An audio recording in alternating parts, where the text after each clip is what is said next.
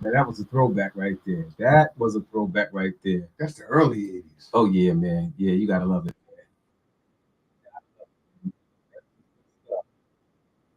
As soon as I hear that, come on, I get excited. You know Oh, what I mean? yeah. It's like, oh man, it takes you back, man. And when the lyrics are so realistic and the song is talking about New York City, Mm-hmm. and as they're going, you are imagining the places they're You mentioning. can visualize it. You see it. Oh, yeah. Like Running on the subway, running with people. that's Oh, right. we all did that. That's right. I'm Yeah. like, oh man, you just gotta love it, man. You know, we can't make music like that anymore? I was talking to somebody You last know? night, and we were listening to some old R&B from like the 60s, 70s. Yeah. And I'm asking myself, how did we get here? Mm-hmm. How did we go from talking about love and, relationships Part of the and plan. harmony and to now it's all about, I'm going to shoot you, I'm going to stab you, murder, I'm going to death, sell kill, drugs. Like, all that. what happened? They changed the narrative in our music. Like poor, uneducated youth. They're Looking to visual. make a dollar. They're visual. You put it in front of them, they're gonna gravitate toward it. And all you had to do is take one or two people that's making that money and make them a millionaire. Give them some money. That's it. It ain't something that's gonna be widespread. It's just gonna be a handful that they're gonna make some money. After that, cattle on their way to the slaughterhouse. Wow. So that's why it's important, for me, and how we always talk about it. We have to have our own platforms. We have to be owners, right? Because realistically, you and I have conversations here on Gynesis Radio that you're not going to have that conversation anywhere else. Anywhere else, because there's no governing body. I don't have to answer to the big six. We don't answer to the big six. The people that follow us generically follow us. They choose to follow us, and we get to say what we want to say. Just like Protect Your Neck had his platform, and he said what he wanted to say. Right? He had his people that followed him. So the government didn't want to censor him. Right. Right. Well, if it works for you, it works for me. And I'm not here. We're not here preaching hate or anything that we just sharing information, and we are saying we're better together. Don't believe the hype. Don't be led to the slaughterhouse. Pick up a book, read, stop, talk to people, have a conversation. Because I've actually, 20 years ago, you said the wrong thing to me. You done messed around and found out. You know what I mean? I might need bail money. Today, I don't need bail money. You know why? Because I'd rather educate and stimulate somebody's mind, even if they resistant to it. When they walk away, they're going to have something to think about. You know what I tell them? People be shouting stuff sometimes in my travels, in certain areas. You have the sidewalk preachers and all that stuff. Oh, yeah. So you got people that's promoting stories and theories of the right, far right. And all I tell them is, me and you got so much in common. We're brothers. You my brother. Don't look at the physical difference, but you still my brother. You know why? We are family and we are blood because we're poor. Why are you mad at me? Why am I mad at you? Why we gotta fight? Right. We need to get together to generate some generational wealth for our families.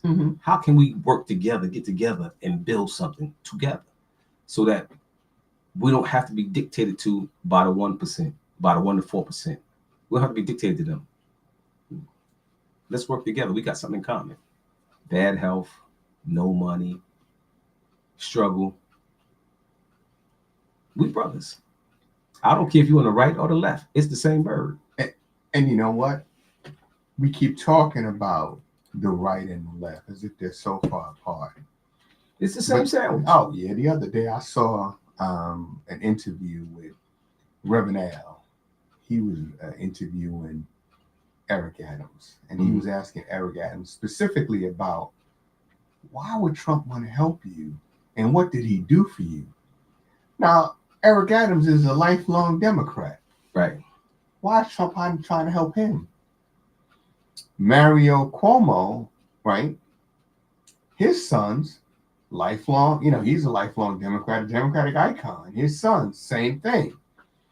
Why is Trump wanting to help his son get elected to be the mayor of New York? If you are so against the Democrats, why are you helping them?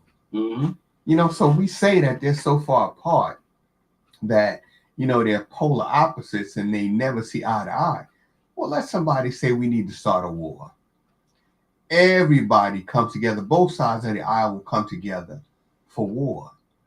When you talk about expenditures for domestic programs like education, we can't afford it. Healthcare is too expensive. You talk about early childhood education. Nope, where's the money going to come from? But you say, hey, look, we need to go bomb Iran again. Everybody's like lining up. Well, yeah, I think you're right. Yeah, we need to bomb somebody because, the arms makers are telling us stock prices are falling. What are you guys doing? What do you mean there's nobody to bomb? What do you mean there's no bullets that you need to purchase? There's always a boogeyman somewhere. If not, damn it, go create one, because we got to keep our stock prices high. I'm CEO and I want to stay that way. I don't want to be voted out at the next membership meeting or stockholders meeting and I'm told, we need a change. We need a change in leadership. So, it all comes down to the dollar. It ain't worth a damn thing anymore. That's why you need so many of them. But that's what it comes down to. And, just crazy to me that more Caucasian people can't see this, right? The people that still are clinging to Trump as their savior, right? Well, of all the promises he made, what has he delivered on? Did he end the war in the first week? Nope. Did he bring prices down? What is it that you see that we and the rest of the world cannot see? I would love to have that conversation where, and when I talk about a conversation, I don't mean just some of these stupid conversations where people tell me, yeah, but what about Biden? I'm not asking about Biden. Biden's not the president anymore. I want to know your rationale for still supporting this man, not what happened a year ago, 2 years ago. I want to know about what's happening right now. What is your rationale right now for supporting a man that is doing not just harm to immigrants and black people, he's doing harm to poor people. And in some of the reddest states in his nation that backed him 100%. What is your rationale today? And, it needs to be at least a halfway intelligent conversation, which is sometimes kind of hard to have. Yeah. Yeah. It's tough, man, because, when you don't know, you don't know. And what happens when you catch somebody doing something they ain't got no business doing? They try to justify it, Mm-hmm. right? They try to give you a moral reason why they have to do it, right? Mm-hmm. So you made decisions that you made. Now you got to live with them. You know what I mean? Because guess what? Like the Lot said, we gonna make it. We gonna make it. We know how to deal with struggle and stress. We're not gonna go out and commit suicide because we don't have any money. Mm-mm. We're not gonna do that. Nope. We're not gonna kill the whole family. We ain't doing that. Mm-hmm. We're not gonna go shoot up a church. We don't do that. No, we don't. You know what I'm saying? Because we have been conditioned to suffering. Mm-hmm. You know what I mean? Our threshold for pain is high. Mm-hmm. You know, so the things that they're falling all apart about, we saying such is life. Mm-hmm. This ain't nothing new to us. We're not depending on you. We don't depend on. We go out and do it. We gonna make it happen by hook or by crook. Mm-hmm. I tell everybody, I ain't begging, I'm buying. I get up in the morning every day to go do what I got to do to earn my living. You know, as long as I'm getting my money, I'm gonna do it. If you stop giving me my money, I'm not gonna do it. You know what I mean? I'm gonna find something else to do. Absolutely. You know, but I won't starve. I won't be homeless, and I'm not gonna be miserable. You know, I think what's happening, you know, on a domestic perspective, right? You know, globally, a lot of countries are coming together, like you talked about, Saudi Arabia, put together a lot of these differences. Not mostly religious, you know, Sunni, Shiite. You see it in Africa, people putting aside their differences. And in America, I think that's something that's happening here too. I think that years ago, there was about 20 some families that went down to Georgia, 96 acres of land down in Georgia. And they basically established their own community down there. I think that you're going to see, or that we're going to see more of that happening out of necessity, right? You know, I mean, we have so many families that have been feuding over silly stuff for 25, 30 years, right? Oh, you got the last piece of chicken. Or you know what, I wanted them grits and you threw them out. And here you are still arguing about that, you know, generations later. We got to get past that because it comes down to a matter of survival. And we're not going to survive what's coming if we're going to be at each other's throats over the silliest thing. You're right. Right. You're right. You know, Ron, I saw something today. The richest county in Texas has, I think they said,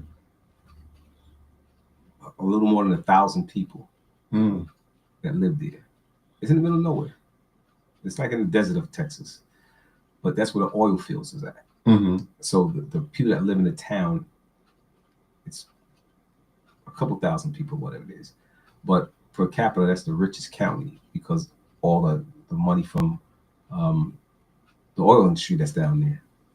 And there was a black man who came up with a brilliant idea. He said that he went there and he brought all this land, dirt cheap, you know, and his goal is to invite people of color to come live there. Mm-hmm. He said, I'll build you a house. Come live here. He's using the same concept that those European countries is doing to get black people here. He said, I'll build you a house. And the sheriff was talking to him. It was on the cameras telling him, don't believe what he's saying. It's not true. Don't believe him. Right? The man went down there and brought hundreds of acres, cheap. There's no running water. There's no electricity. There's none of that stuff. You have to literally build the infrastructure. Because outside the little small town that runs the oil fields and stuff like that, there's nothing for miles around. Mm-hmm. But he said because their income is so high in this little town that if you get X amount of people to come there and live there, move there, now you can take over the town. Because there is still free elections, right? So if you get 10,000 people to come move there, minorities or anybody, doesn't matter who it is, right? And the man is giving you land to build a house, or you can get get a trailer, whatever you want. Mm-hmm. Come live here. Let's be the government here. Let's become the government here. Let's take over these towns and jurisdictions one piece at a time. You know, and the sheriff was in the background. That's not true. That's not true. There's no electricity. There's no water running water. There's no plumbing. Well, guess what? You can generate electricity, solar, mm-hmm. and be or use wind. Yeah, right. So the man was saying, we're gonna build a town here. We're gonna enhance this town. You know, I mean, like the people that live there, they live nice. You know what I mean? But the tax revenue that they get in this little town because of the oil fields is huge. Mm-hmm. You know what I mean? And it's controlled by a small population of people, and that's their little world. So you know what? I said, man, this guy's a genius. Because if you bring the people and you run against the local politician that's in the town there, he's gonna lose. Mm-hmm. And when he loses, you're gonna take over and you're gonna make it a safe haven for people to come there and live, because you can take the revenue that's given to that town from the federal government and the tax money from the oil industry and build infrastructure to give people sewage and running water, build big wells. What do we got to do to make it a community? You know, I'm like, man, that's outstanding. Man. That's crazy. You know, they say build it and they will come, right? And that's probably going to be the case out there, right?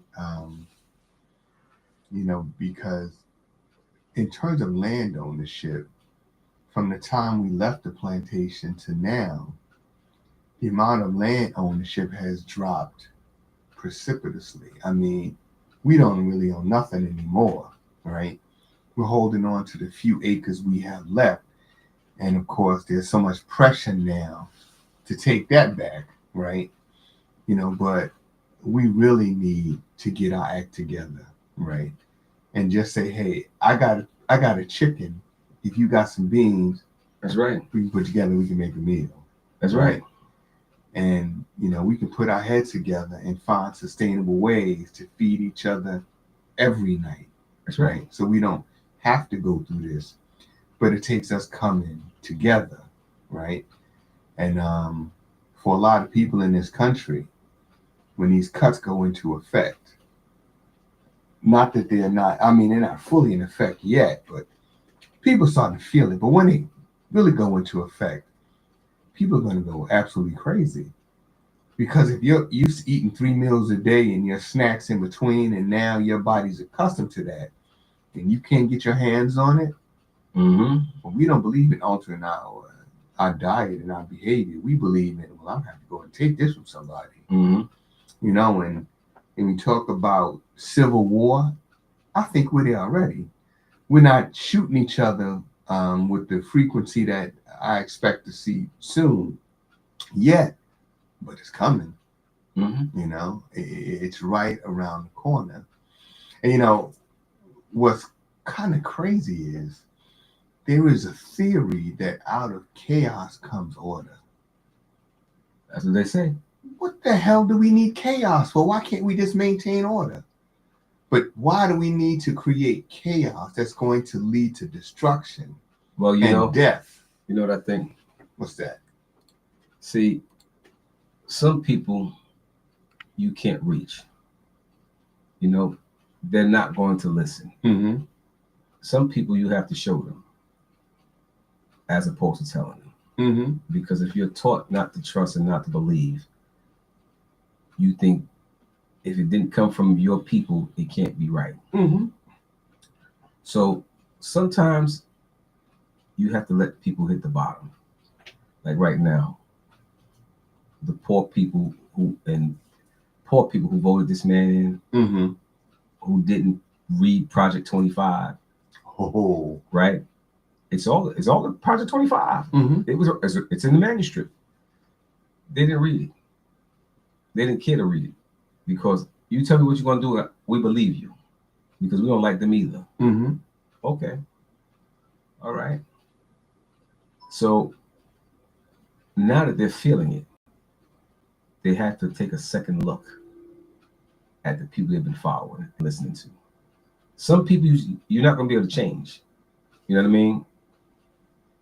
They rather die than say they were wrong. We know who that is. You know what I mean? You know exactly who that is. Yeah, they rather die than say they're wrong. So, but all those people who are feeling it, their stomach is touching their back, as we used to say. Right. You know what?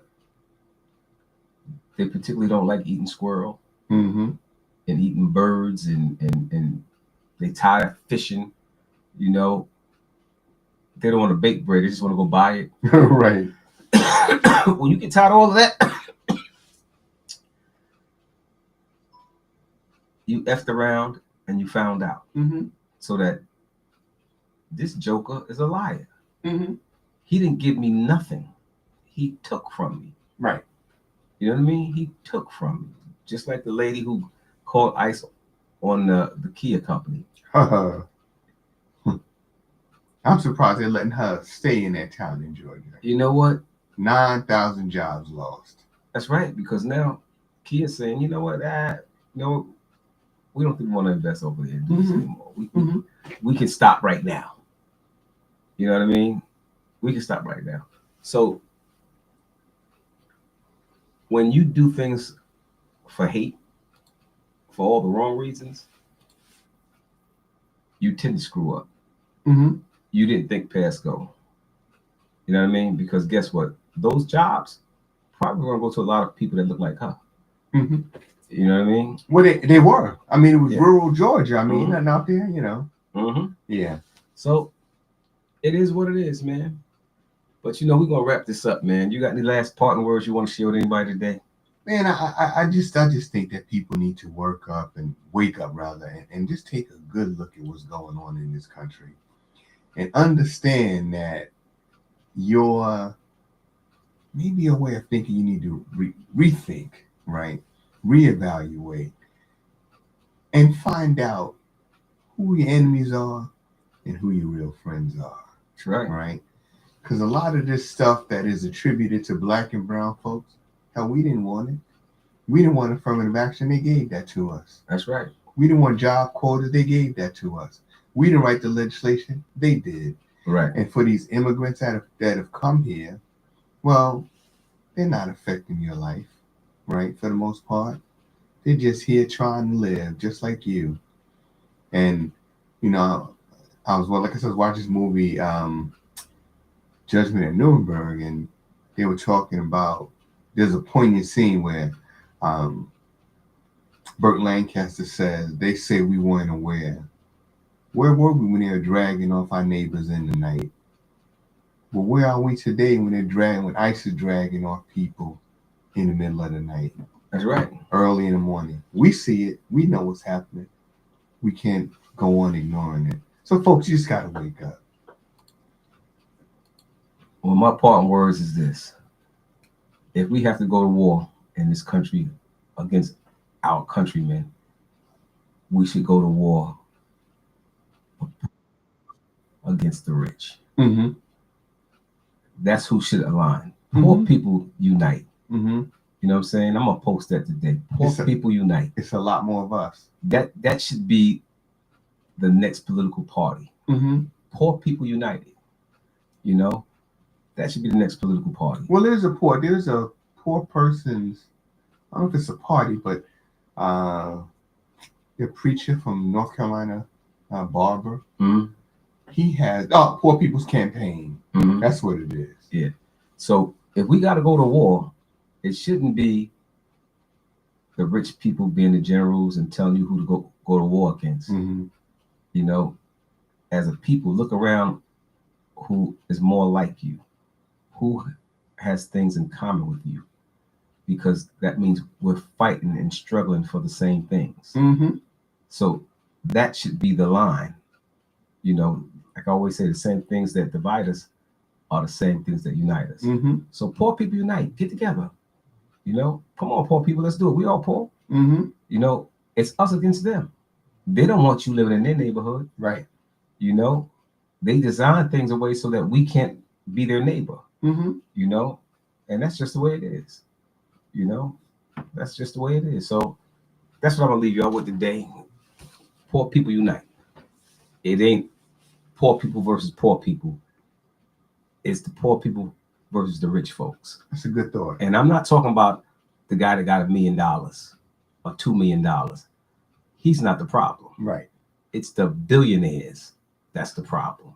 Mm-hmm. You know, it's us against them. It ain't poor people versus poor people. So if we get together, we can build this nation, and we can support each other. We can create a new America. Mm-hmm. Just like they gave us civil rights because they didn't want to have two Americas inside of America. Mm-hmm. You know, when we decided that we don't need y'all, we'll do it ourselves, the government came in and said, no, we got to give them some civil rights. We got to stop this. That's so right. Let's do it again. This time, let it be poor people united. Poor people doing it together. So they'll write legislation for poor people. We're going to make sure they got $2 above lunch money, and we'll all be all right. Mm-hmm. We can still, maybe the billionaires can still control the flow of things, but let's enrich everybody.